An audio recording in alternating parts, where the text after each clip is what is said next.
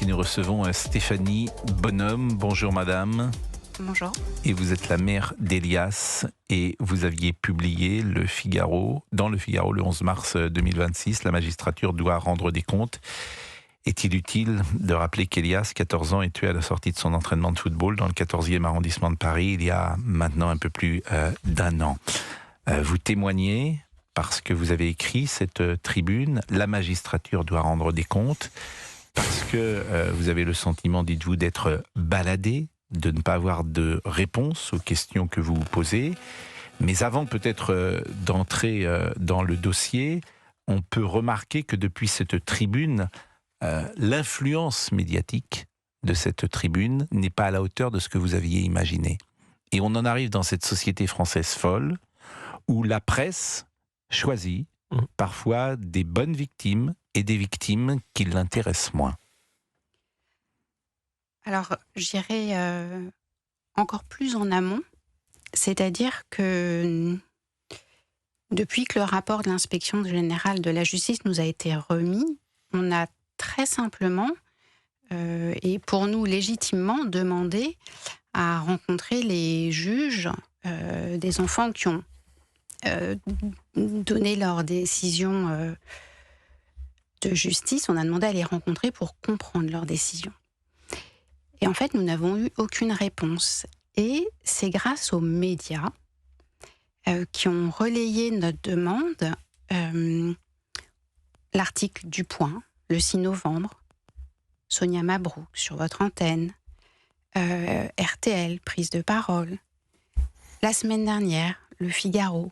Et c'est uniquement lorsqu'on prend la parole grâce aux médias, et certains médias, que on nous entend et que la magistrature envoie un petit mail laconique à nos avocats en disant « Nous réfléchissons à la mise en place d'une telle réunion ». Donc en fait, c'est au-delà du Figaro de la semaine dernière. C'est vraiment, il faut reprendre l'histoire au début, c'est-à-dire que nous, on a eu la naïveté très simple, surtout que dans le rapport de l'inspection générale de la justice, les inspecteurs disent dans leurs recommandations, la famille aimerait avoir des explications. Nous recommandons aux magistrats de rencontrer la famille d'Elias pour avoir ces explications. Donc on s'est dit, et je l'ai dit très simplement, on n'a pas eu l'impression de partir au combat. Je ne pensais pas que c'était un combat. Et en fait, on a découvert que c'était un combat. Et alors, qu'est-ce que vous demandez aujourd'hui ? Quelles sont les explications précisément que vous demandez ? Nous demandons très simplement à rencontrer les juges des enfants qui ont pris... Alors, c'est pas très compliqué, hein, il y en a 3. Nous demandons aux juges des enfants qui se sont occupés du parcours judiciaire de ceux qui allaient devenir les meurtriers d'Elias. Nous demandons à les rencontrer autour d'une table avec évidemment les chefs de cour, le premier président de la chambre d'appel de Paris, le président du tribunal judiciaire de Paris, la présidente évidemment du tribunal pour enfants de Paris. Nous souhaitons les rencontrer avec les juges des enfants et en fait nous voulons les écouter. Ce n'est pas un procès, nous n'allons pas les juger. Nous voulons comprendre pourquoi la même décision, et je m'excuse parce que finalement je répète toujours la même chose, nous voulons savoir pourquoi c'est la même mesure éducative judiciaire qui a toujours été prononcée pour ces délinquants multirécidivistes. Et c'est une question. Cette question, elle restera, enfin ces réponses, elles resteront, je voudrais les rassurer, elles resteront entre nous. Je ne vais pas prendre la parole, nous n'allons pas prendre la parole après. En fait, ce qu'on comprend, c'est que les choses auraient pu se passer de manière différente si la justice avait fait son travail. En tout cas, c'est ce que vous devinez, c'est ce que vous pensez au fond. Et c'est ce que nous pensons, hélas. C'est ce que souligne, c'est ce qui apparaît. C'est ce qui apparaît dans le rapport de l'inspection générale de la justice. Parce que ces deux personnes-là qui ne devaient pas se rencontrer, oui, qui avaient obligation de ne pas se voir, la justice savait qu'elles vivaient quasiment dans le même endroit. Alors, j'espère que les juges avaient pris la peine de regarder leur adresse et de voir qu'ils habitaient dans la même résidence. Je l'espère. Donc cette question, effectivement, et on peut comprendre pourquoi la justice n'est pas envie de vous répondre, parce qu'elle soulignerait, la justice, qu'elle est en faute, ce qu'elle déteste faire depuis toujours. C'est-à-dire que ces jeunes gens n'auraient jamais dû se retrouver là où ils ont été mis ensemble. C'est une faute. Mais ce qui n'est pas normal, et on l'a dit de nombreuses fois, c'est que les juges, on ne leur demande aucun compte. Pardonnez-moi de le dire comme ça, vous êtes un ancien. Et d'ailleurs, ils ne veulent pas en donner. C'est pour ça que vous n'arrivez c'est pas un à les vrai rencontrer. problème. Oui, mais je vais vous répondre. Je réponds surtout à vous, madame. Georges Fenech, ancien Je magistrat. salue d'abord saluer votre courage d'aller jusqu'au bout de votre démarche, mais les juges ne rendent compte à personne, vous le savez. Vous le savez maintenant. Je l'ai compris. Quand on a eu la commission d'Outreau, on a eu l'audace des parlementaires de demander des comptes à la justice sur ce désastre judiciaire. Je me souviens que le premier président de la Cour de cassation et le procureur général avaient fait un communiqué officiel et une lettre au président de la République pour parler d'atteinte à l'indépendance de la justice. Donc nous avons un corps de magistrats. Mais alors, à leur décharge, dans cette affaire malheureuse, à leur décharge, c'est que le législateur a prévu cette césure du procès pénal. C'est-à-dire qu'il ne pouvait pas les incarcérer, puisque aujourd'hui, il faut attendre 6 ou 9 mois avant de décider d'une sanction. Donc ils ont pris une pause, il est 16h57. On marque, c'est pas le sujet, Georges, pardonnez-moi. Ils étaient... D'accord. Vous répondez à côté. Je vais vous contredire. Pardonnez-moi de le dire comme ça. Je ne suis pas d'accord avec vous. Je ne réponds pas à côté. Il y a législateur vous défendez la justice. Je la défends pas. Mais si, ces jeunes gens, ne nous énervons pas. Ces jeunes gens étaient dans la même résidence, ils ne devaient pas se voir.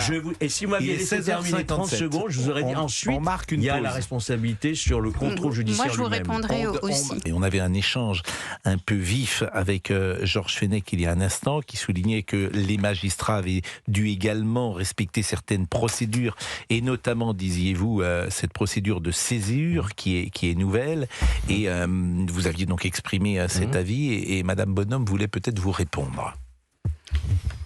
En fait, cette césure, elle existe, et je ne suis pas là pour la remettre en cause. Ce qu'il apparaît dans le rapport, c'est que les renvois dépassent ce délai de césure.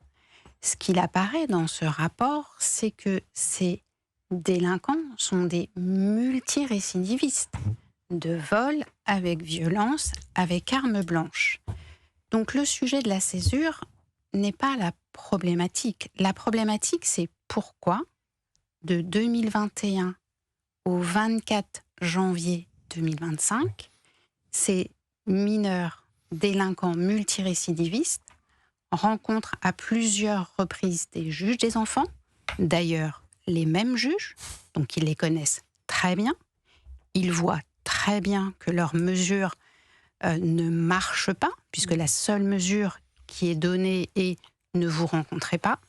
Sur 4 ans, ils vont voir que ça ne marche pas, et ça va se solder par l'agression d'Elias et son meilleur ami, et le décès d'Elias. Donc, pour nous, le sujet de la césure n'est pas le sujet.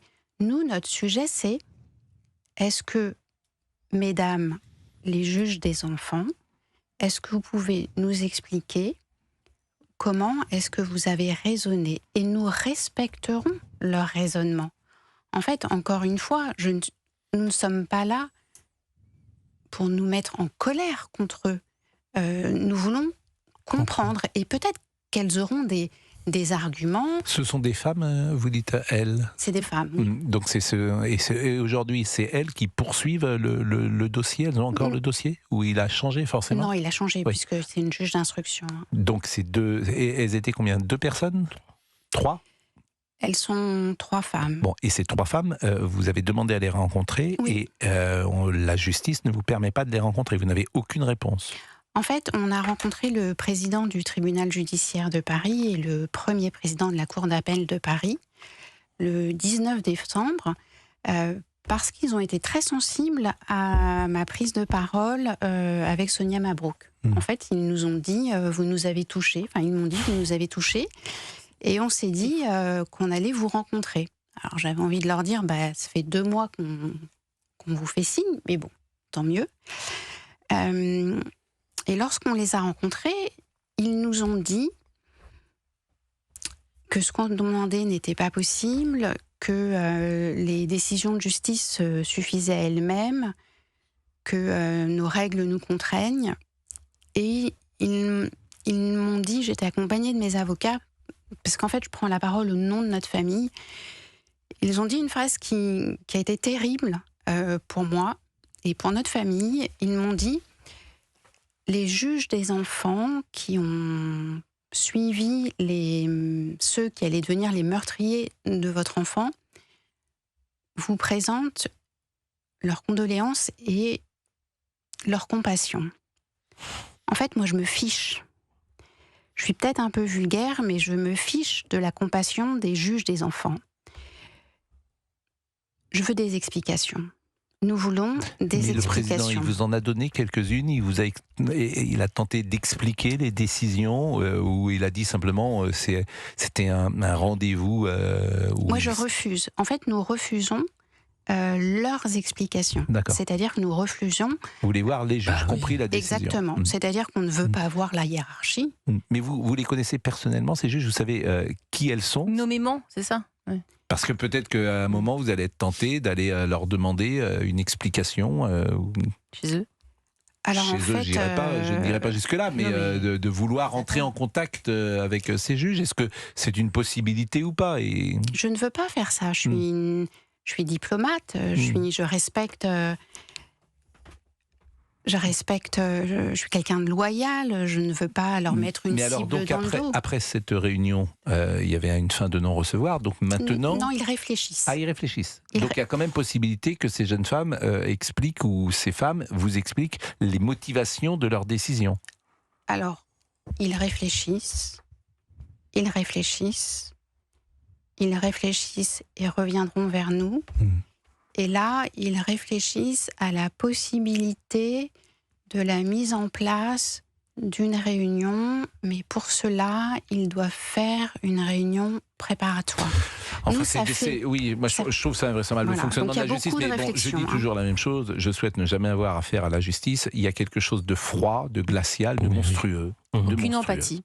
De monstrueux, parce que, alors, si par exemple demain le ministre de la Justice dit je veux que vous rencontriez, il a le droit de dire ça à ses magistrats. En fait, il n'a rien le droit de faire. C'est un ministre qui n'a absolument rien le droit de faire. Mais pourquoi Pascal, j'y suis pour rien. Non, mais je suis d'accord avec vous, mais il n'a aucun rôle, il n'a aucun pouvoir sur les juges. Je suis sidéré du pouvoir de la justice en France. Je ne peux pas vous dire autre chose. C'est-à-dire qu'il n'y a jamais une responsabilité, et jamais une faute. Monsieur Outreau, il est toujours magistrat, que je sache. Bien sûr. Donc il a mis des gens en prison comme cela, pour un oui, j'allais dire pour un oui, pour un non, pardonnez-moi, mais avec des fausses informations, avec des fausses analyses, etc. Et ce monsieur est toujours en place. Oui. Et dans un cas qu'on est en train d'entendre, je ne sais pas comment ça se passe dans les autres justices dans le monde entier, on pourrait imaginer que tout cela se fasse d'abord assez vite, avec un peu d'humanité, une réunion où les uns et les autres puissent échanger, et simplement que... Surtout que le rapport d'inspection a pointé tous les dysfonctionnements dans ces décisions. Donc comment vous l'expliquez ? Comment j'explique ? Il y a un corporatisme, il y a une autoprotection du corps des magistrats, et qui ne veut pas rendre de compte. Et c'est d'ailleurs le dernier grand corps de l'État à ne pas avoir de responsabilité. Il faut changer la loi. On a essayé à plusieurs reprises, certains députés, il faut changer la loi, d'engager la responsabilité, mais changer la loi. Le Conseil constitutionnel avait retoqué en disant attention, c'est une atteinte à la décision. Vous n'êtes pas d'accord d'une décision du juge ? Vous faites appel. C'est tout ce qu'on vous répond. C'est un frein à l'indépendance de la justice. Moi, je dis non. Je dis qu'il faudrait instituer... Madame Bonhomme, la prochaine étape... Alors, la prochaine étape, c'est qu'on ne cédera à rien. Vous avez raison. Donc, la prochaine étape, c'est... En fait, la magistrature n'a pas le choix, en fait. Nous allons continuer de les regarder les yeux dans les yeux. Ils essaient de nous épuiser. Comme disent mes enfants aînés, ils jouent la montre. Ils jouent la montre, mais nous, on est endurants. Donc ils n'ont pas le choix, la magistrature doit évoluer, doit se moderniser.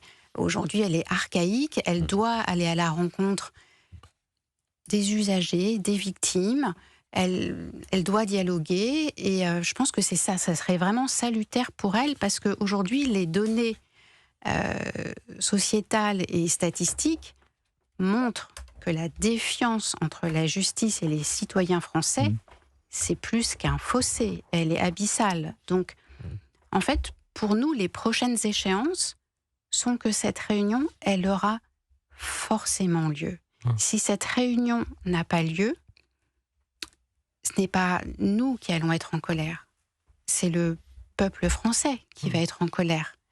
Parce que si on nous méprise, notre enfant est mort, notre enfant a été tué. Si la magistrature n'accepte pas la main tendue qu'on leur fait, comment est-ce qu'on va l'interpréter ? Et ce que vous souhaitez, c'est pourquoi vous prenez la parole, madame, c'est rencontrer les juges qui ont pris les mauvaises décisions de 2021 jusqu'à 2025, alors que les 2 meurtriers d'Elias étaient multirécidivistes, qu'ils n'auraient sans doute jamais dû se retrouver dans la même résidence puisqu'ils avaient obligation de ne pas se croiser, et qu'ils n'ont pas été suivis ou mal suivis, en tout cas par la justice.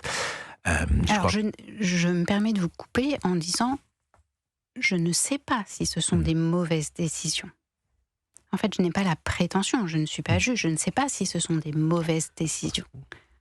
Nous voulons comprendre et nous voulons des explications. Et ces décisions ne vous sont pas données. Vous avez rencontré une première fois des magistrats qui vous ont fait comprendre que c'était très compliqué de rencontrer les juges qui avaient pris les décisions. Georges Fenech, qui est un magistrat qui connaît très bien le système, nous dit « vous ne pourrez jamais rencontrer les magistrats ».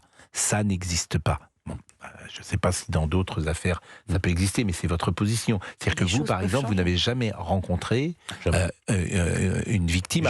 C'est vrai qu'à l'époque, j'ai eu des demandes, j'ai refusé. À l'époque, Et pourquoi, Georges, vous avez refusé ? La sensibilité était différente d'ailleurs sur les victimes. On n'écoutait pas les victimes de la même manière, il y a 25 ans ou il y a 30 ans. Quand un justiciable qui était passé à mon cabinet venait pour avoir des explications sur les décisions que j'avais prises, qui étaient contraires à ce que finalement... Ça, c'est pas la même chose du tout. Ça, elle n'est pas justiciable. C'est pas du tout la même chose. Elle est partie civile. Oui, c'est pas du tout la même chose. Elle est justiciable, c'est la partie civile aussi. Oui, mais c'est... En fait, ce que vous ne comprenez pas, c'est que la magistrature n'a pas le choix. Son mode de fonctionnement est archaïque et elle est à l'opposé de l'évolution de la société. En fait, il faut arrêter, vous devez arrêter de vous cacher derrière vos règles, derrière votre corporatisme. En fait, ce temps-là, il est terminé. Et si vous ne le comprenez pas, en fait, le peuple français le réclame. Il va y avoir une élection présidentielle dans 18 mois. On peut très bien imaginer que des partis politiques décident de réformer la justice française, sans aller très loin. Au mois de juin, Vincent Jeanbrun, qui est aujourd'hui le ministre du Logement, avait fait une tribune dans le Figaro, donc il est les Républicains, disant qu'aujourd'hui, il fallait élire les juges.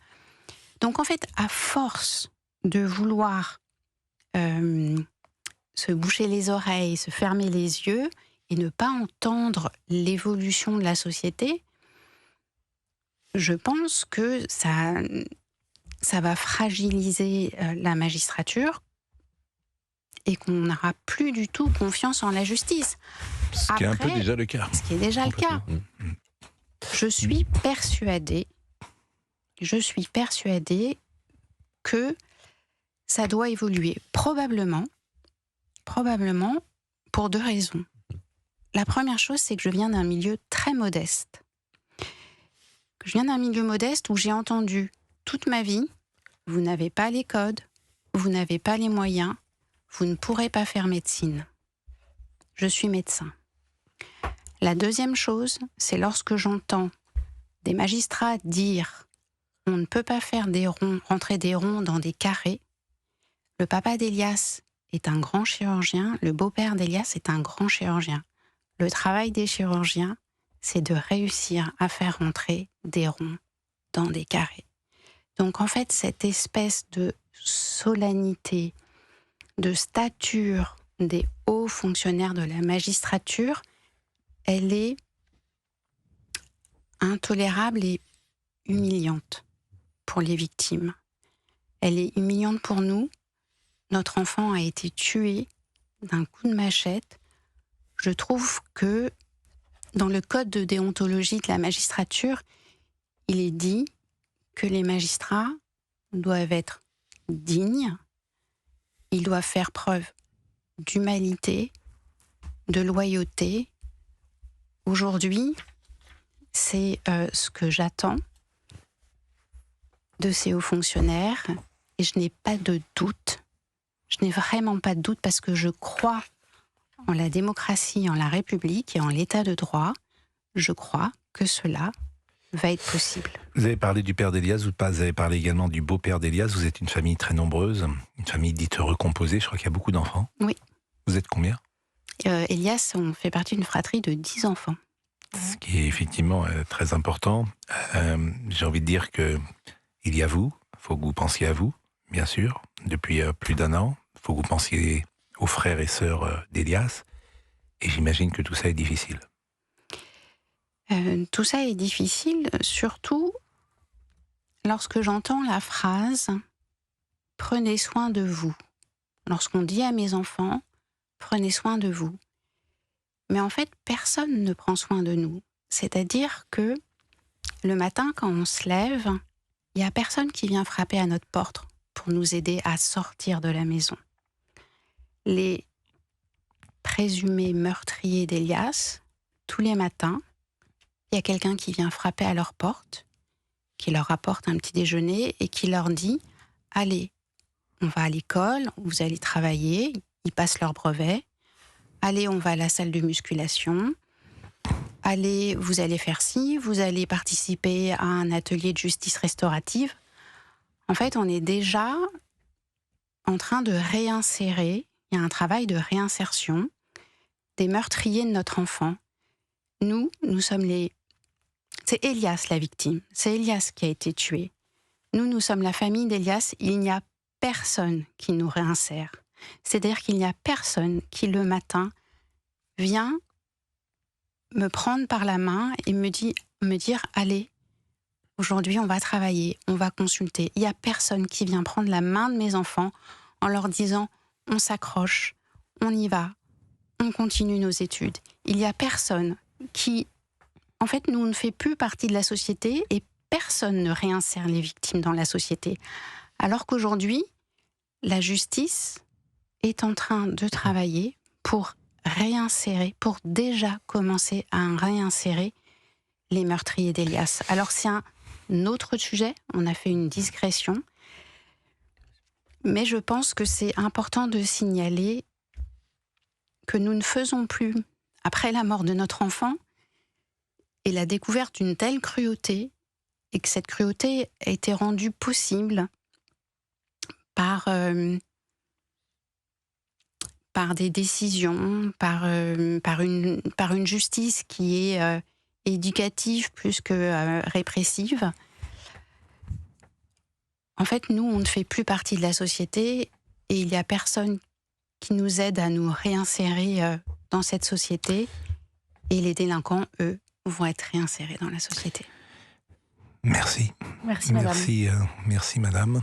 Il est 17h27. Merci beaucoup de votre prise de parole.